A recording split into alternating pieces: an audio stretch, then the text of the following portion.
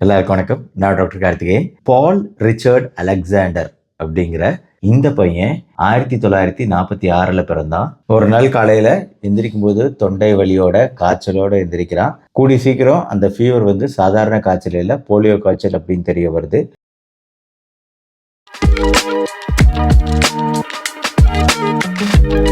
அந்த polio virus அவனோட உடம்பு முழுக்க செயலிழக்க செய்யுது. தலை, வாய்ப்பகுதி, கழுத்து பகுதி, இதை தவிர கழுத்துக்கு கீழே எந்த பகுதி வேலை செய்யாது.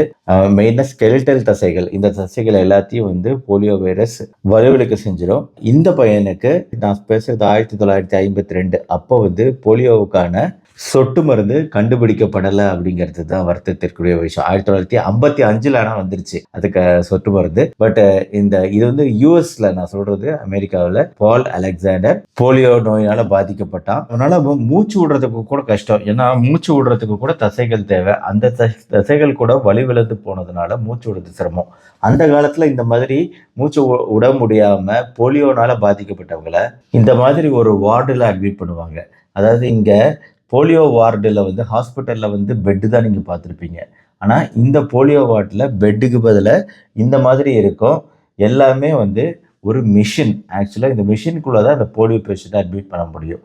ஏன்னா அவங்களால மூச்சு விட முடியாது, சுயமாக மூச்சு விட முடியாமல் போகும். அப்போ இந்த மிஷின் அயன் லங் அப்படின்னு சொல்லக்கூடிய இந்த மிஷினுக்குள்ளார பேஷண்ட் படுக்க வச்சு தலைப்பகுதி இங்கே வெளியே, இந்த ரவுண்டுக்கு வெளியே இருக்கும், உடம்பு முழுக்க உள்ளே இருக்கும். இந்த கழுத்து பகுதி காற்று உள்ளே போகாத அளவுக்கு சீல் பண்ணிடுவாங்க. ஸோ கழுத்து மட்டும் வெளியே இருக்கும், தலை வெளியே இருக்கும், உடம்பு முழுக்க உள்ளே இருக்கும்.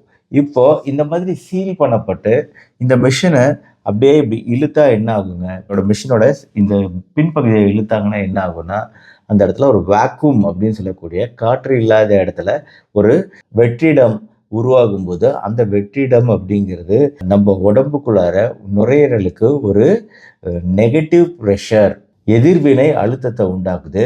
இந்த எதிர்வினை அழுத்தத்தினால நம்ம நுரையீரல் அப்படியே விரிவடையும். ஏன்னா டயப்ரம் அப்படிங்கிற தசை கீழ் இழுக்கப்படும், அதனால நுரையீரல் விரிவடையும். அதுக்கப்புறம் காற்று பாசிட்டிவ் ப்ரெஷர், அதுக்கப்புறம் காற்று வெளியே பேஷண்ட் விடுவாங்க, திருப்பி அது வேலை செய்யும்.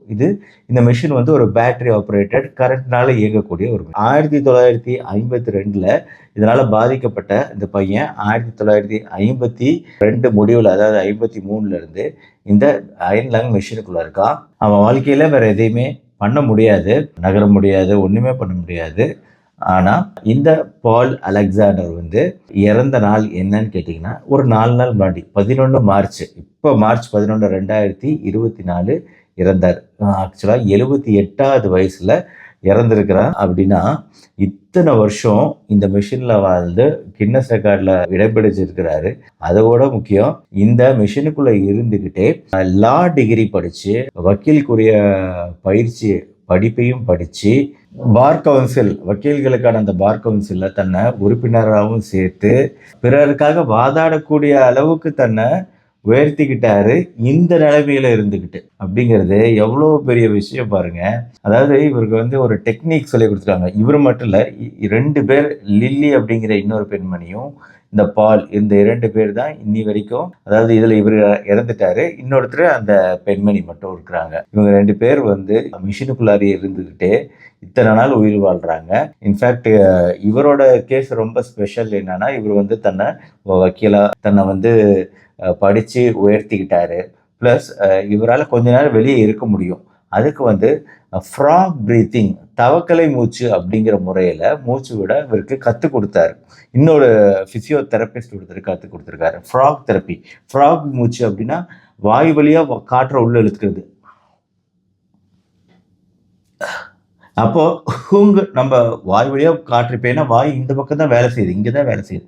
ஸோ அட்லீஸ்ட் இந்த பகுதியில் யூஸ் பண்ணி காற்றை உள்ளார பிடிச்சி உள்ளே செலுத்துகிறோம், உடம்புக்குள்ளே செலுத்திட்டு அதே வழியாகவே வெளியே விடுறோம். இது ஃப்ராக் பிரீத்திங். இந்த முறையை கத்துக்கிட்டு முடிஞ்ச அளவு சமாளிப்பாரு பகல் நேரத்துல. இரவு நேரத்துல இது இல்லாம தூங்கவே முடியாது. வேற எந்த பகுதியும் வேலை செய்யாது. சாப்பிடுறது, எழுதுறது எல்லாமே வாய் மூலமாவே செஞ்சு பழகியிருக்காரு. மனுஷங்க பாருங்க எப்படிப்பட்ட சூழ்நிலையிலையும் தன்னை இது பண்ணிக்க முடியும், ஒரு ஹெல்த்தியா வச்சுக்க முயற்சி செய்ய முடியும்.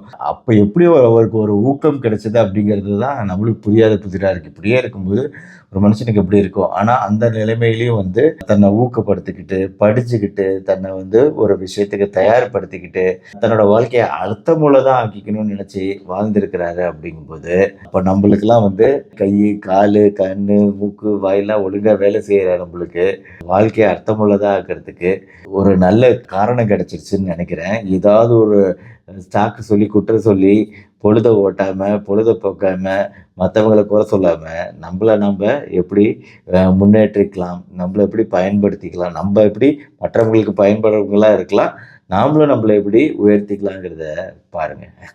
மொத்தத்தில் இந்த வீடியோ எனக்கு ஒரு மோட்டிவேஷன் வீடியோவாக தான் படுது, மெடிக்கல் வீடியோவாக படலை.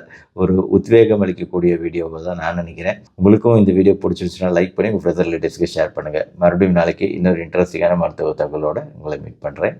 நன்றி, வணக்கம்.